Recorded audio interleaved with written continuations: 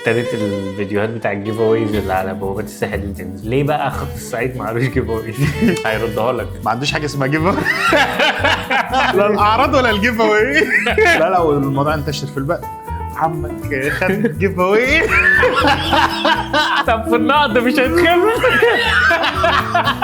اصل المعروف دايما لما بتقول له خد دي خد 6 سنين، خد مؤبد، خد جيف اوي. يا ما قلنا له بلاش سكه الساحل. عايزين ننوه ان احنا صعايده. بعدين بقى في الديسبلين ما والعرف. الموضوع جاي علينا تالت يوم على التوالي نسجل، وده ليه انتهازا لفرصة الأجازة. هنشرب ايه بقى النهاردة؟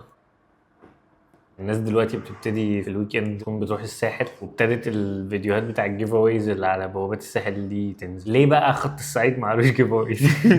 اصل الجيف اويز ده شغل عيال، احنا كصعايده يعني ما نعملش الكلام ده. ولا واه عايزين ننوه ان احنا صعايده لحسن الموضوع يتشخصن.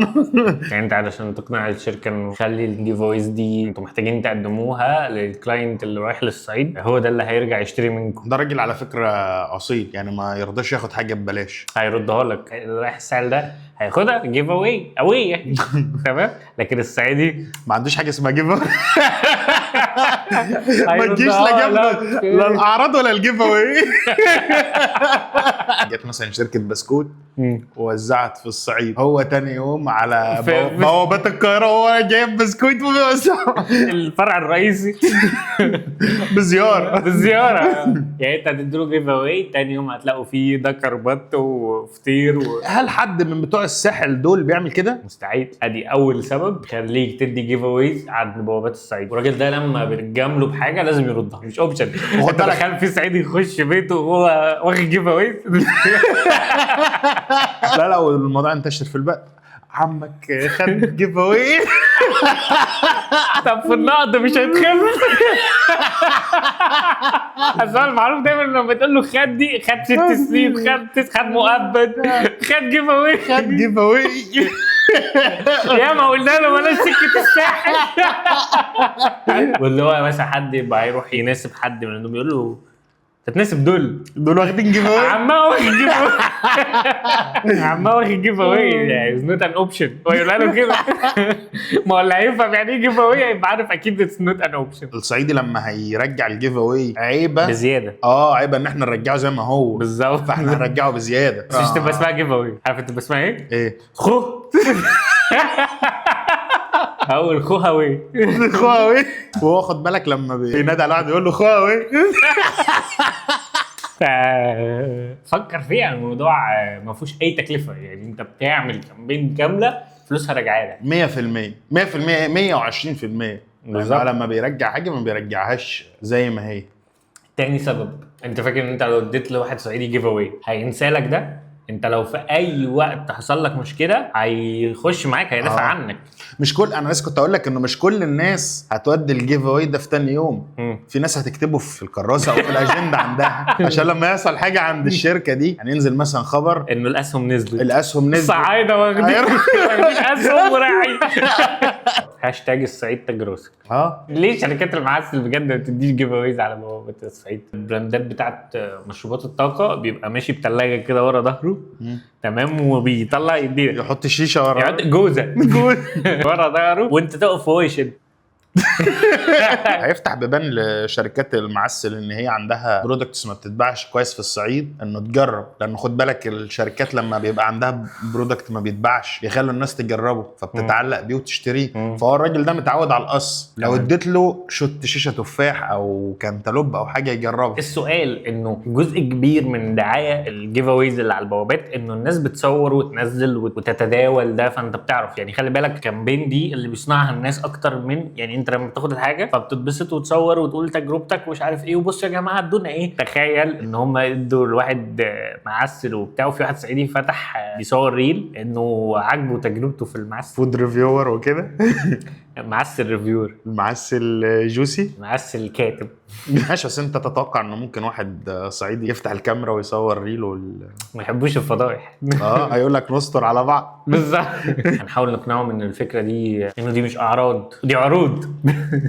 خوض في العروض، خوض يعني لما يطير لا عروض خوض. انما الاعراض اوعى حد يوضح لهم ان هي عروض والكامبين هتكسر الدنيا. كان في حوار الاسبوع اللي فات ده، الموضوع ده متوارث ومش فاهم هو متوارث ليه. المدرستين اللي قدامنا والمدرسه اللي ورانا بيجي اخر يوم في الامتحانات والعيال بيدسوا بعض فين؟ عندي في الشارع. فالشارع كميه ضرب طوب وكميه ناس بتضرب في بعض، واللي هو ليه؟ اللي هو انت لو كنت في المدرسه التانية دي كنت هتبقى بتتضرب. يعني ليه الانتماء للمدرسه وليه الانتماء ده يوجد حرب؟ بتبقى فعليا بتبقى حرب. انت الحوار ده بيتلم ازاي؟ بيتلم انا في راجل بيركن عربيته جنبي كسروا له الازاز. طب ده هيروح يشتكي للناظر يعني ولا ايه؟ الناظر هيعمل ايه؟ الناظر نفسه ما الناظر نفسه دماغه مفتوحه جوه.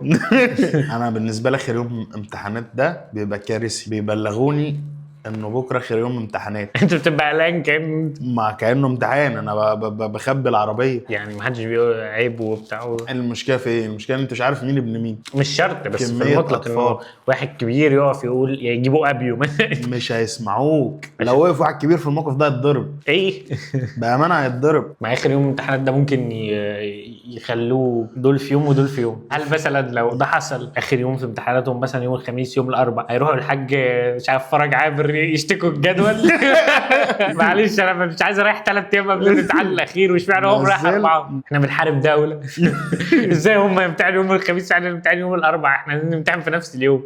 وليه اصلا بيخلوهم يخلصوا في نفس اليوم؟ هو شامبيونز ليج يعني. هم نفس يعني ثالثه ابتدائي وثالثه ابتدائي، فهو جدول على كل المدارس. ديربي العبط. هو ديربي العبط ده بيحصل عندي في الشارع. فيهم ناس بتتخانق بتبقى لابسين اليونيفورم بتاع المدرسه وفي ناس من غير يونيفورم. فبحس انه ده مثلا ايه، راحت عليه نومه وما جيش الامتحان بس يفوت الامتحان عادي. لازم الحق الخناقه اللي بعد الامتحان دي اساسي. طب ما لجأتوش للجلسات العرفيه انه تجيبوا اصغر واحد هنا واصغر واحد؟ انا في موضوع عشان ما فيش كبير. فالمهم فاغرب حاجه بيخافوا منها واستغربت انهم بيخافوا منها اعمال السنه. لا طلعت موبايلي وابتديت اصور. هم متحرشين ولا ايه؟ ما ابتدوا يخافوا. والفكره ان انت لو مسكت واحد فيهم هيقول لك مش انا يا باشا، انا كنت مخلص امتحاني ومروح عادي، انا ماليش دعوه، انا جاي هنا مظلوم. هتقول له طب والطوبه اللي انت رميتها؟ لا ده واحد صاحبي يئست منه فرميت طوبته. هي جت فيك. في مدرسه منهم عملت خطه ما نطلعش العيال في نفس الميعاد. اوكي. هنأخرهم مثلا جوه ساعه. فابتدوا عيال المدرسه بتسلم بدري. العيال بتسلم بدري بعد نص الوقت. مش مهم حل، عندي خناقه تحت. العيال بتوع المدرسه الثانيه يطلعوا مش لاقيين الخصم، فابتدوا يرموا لهم طوب من الشبابيك. راحوا المدرسه ابتكروا حل جديد. واحد بقى بيعيط في اللجنه ده عارف يحل. عايز انزل اتخانق. ركبوا لهم سلك بقى عشان ايه؟ شائك. انت كل سنه بتروح تجيب الجدول الامتحانات. انا كل سنه عارف جدول والمدرس يقول لك يا ابني انت اتخرجت من زمان. ماما كانت فرحانه كأن هي اللي خدت الاجازه. انت وانت في ثانويه عامه يوم الفيزياء ده كان عادي. اخر يوم لثالثه ابتدائي اللي كان حوار. هو لما يروح مامته تساله عملت ايه النهارده، فتحت دماغه يعني. عملت في الامتحان. لا هو لو روح البيت عملت ايه النهارده، حليت كويس، عملت ايه في الخناقه.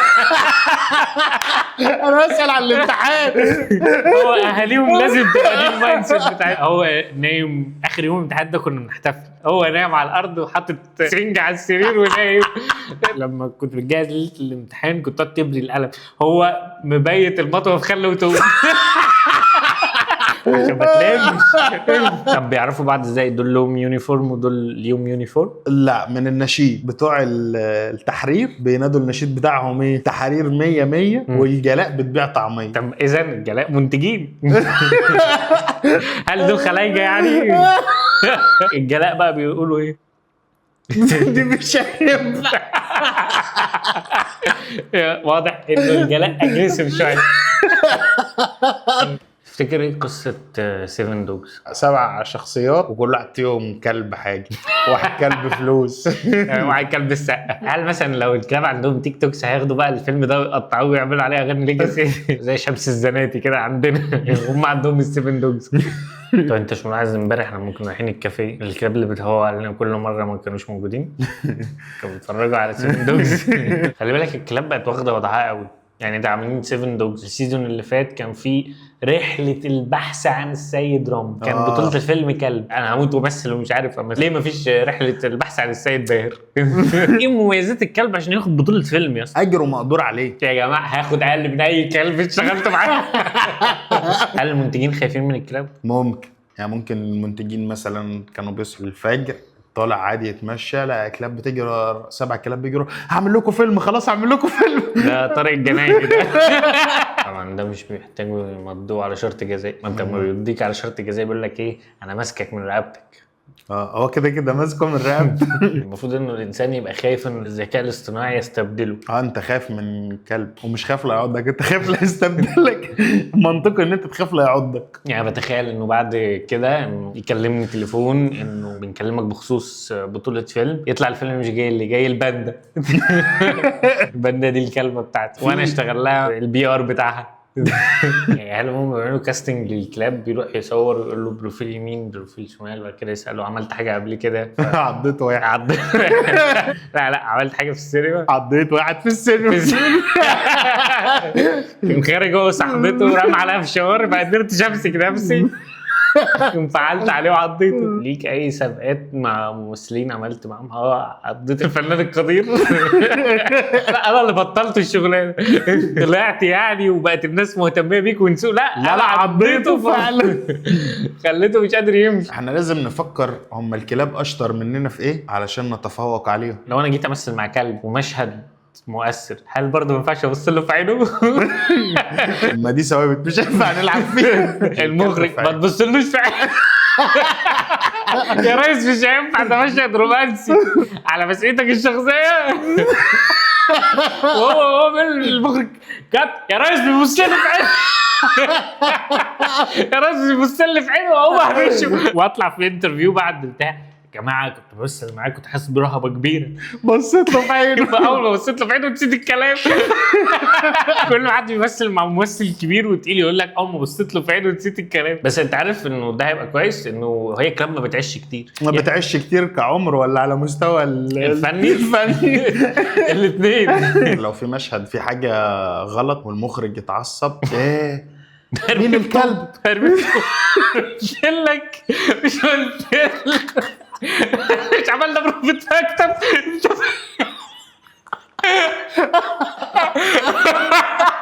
انت عشان في بروفة المكتب كنت قاعد مش مركز، قاعد تنزل لي بريك.